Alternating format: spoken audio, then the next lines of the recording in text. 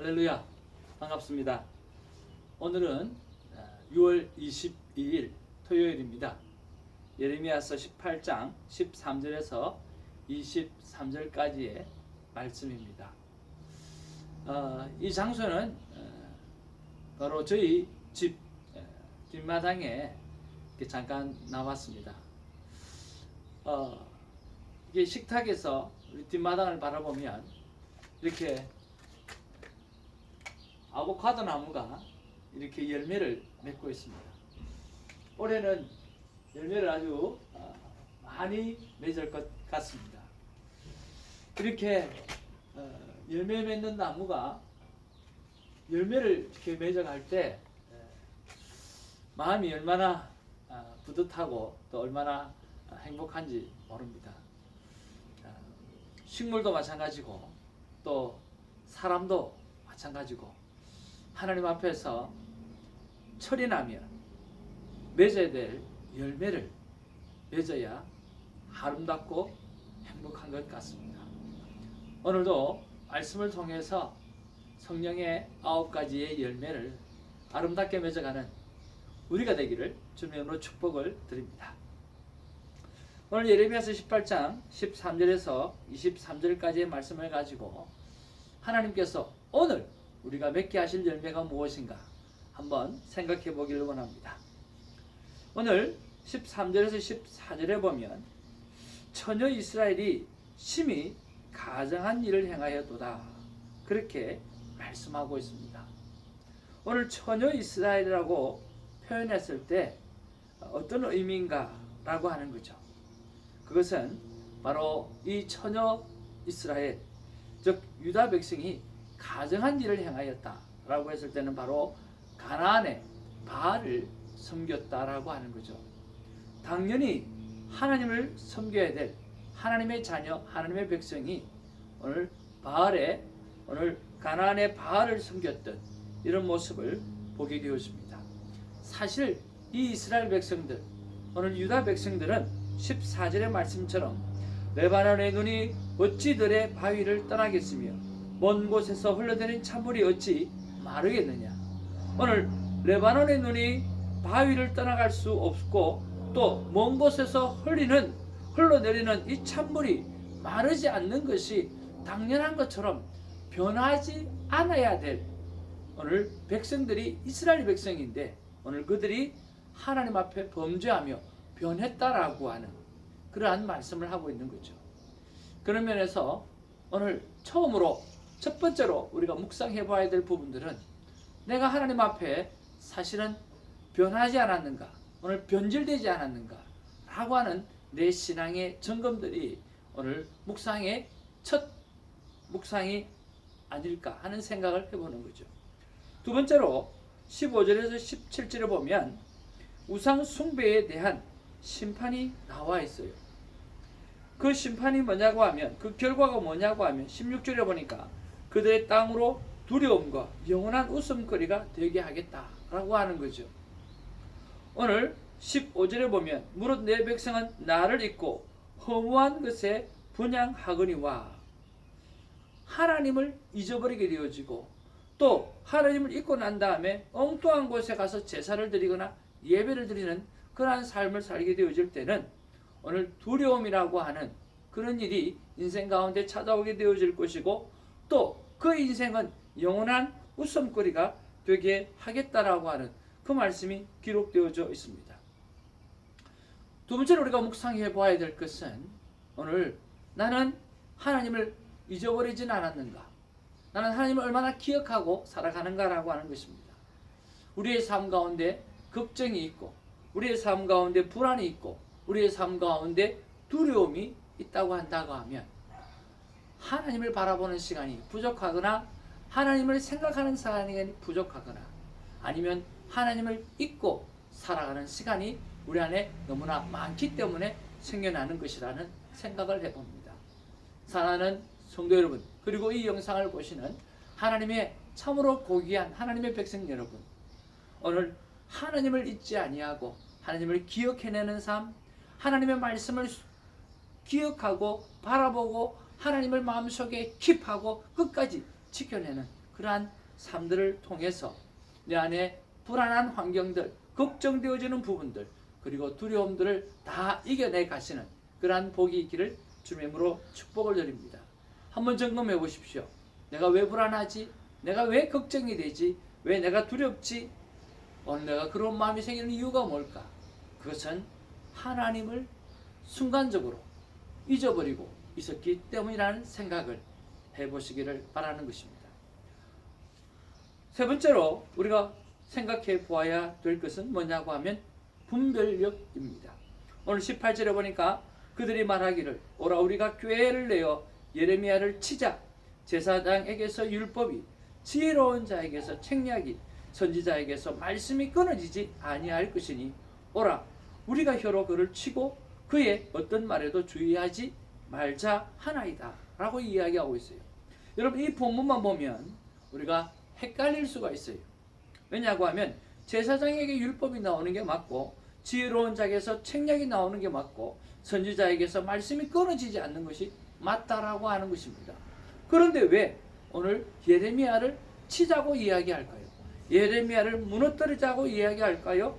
그리고 15절에 보면 오늘 그들이 나의 생명을 헤아려고 구덩이를 팠다.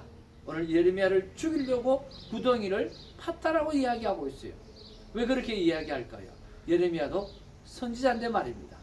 예, 이것은 오늘 거짓 선지자를 이야기하고 거짓 율법이 이야기하고 거짓 지혜로운 자의 책량을 이야기하고 있다라고 하는 거죠.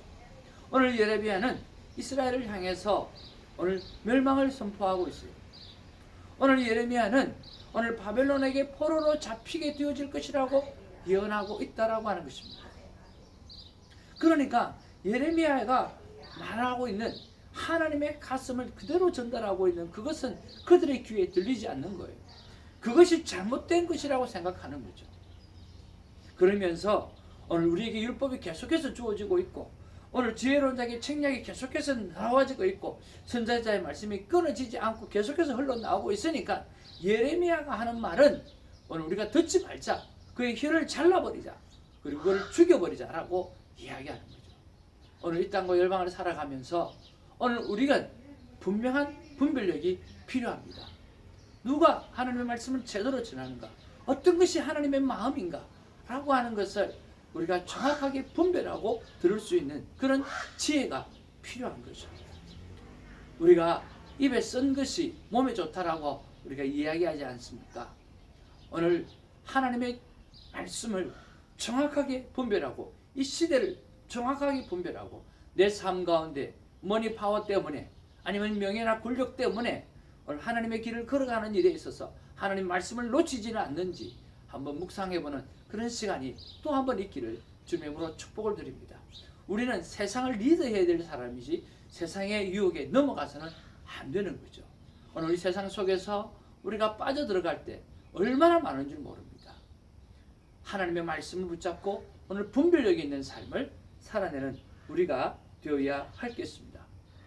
그리고 오늘 21절에서 23절에 보면 예레미야가 이런 상황 속에 있다 보니까 오늘 굉장히 힘들어하면서 하나님 앞에 그들을 저주하고 그들을 멸망시켜 달라고 하는 그런 고백을 올려드리고 있어요. 오늘 18절부터 이어지는 것이 오늘 네 번째 고백입니다. 고백 기록인데요. 그렇게 말씀하고 있어요. 그러면서 오늘 하나님 앞에 말씀하시는 게 뭐냐고 하면 기억해달라는 거예요. 무엇을 기억해달라고? 오늘 20절에 보니까 이렇게 이야기합니다. 그들이 나의 생명을 해하려고 구덩이를 팠습니다.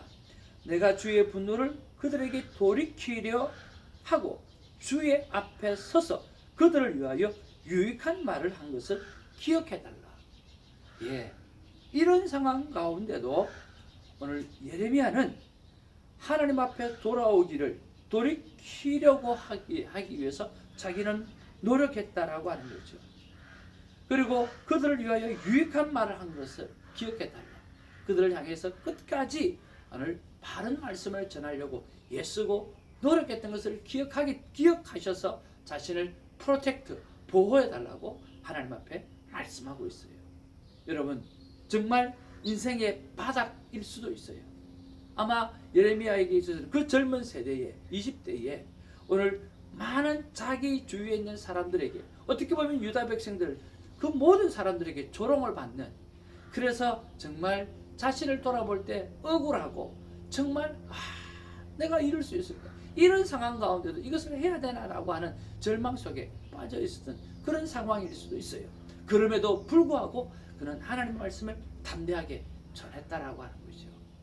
어떻게 보면 세상에 보면 인상이 바닥을 치는 그런 상황일 수도 있어요. 그런데 예레미야는 그런 상황 속에서도 오늘 하나님의 복음을 그대로 가감없이 전하는 그 사명을 감당했다라고 하는 거죠.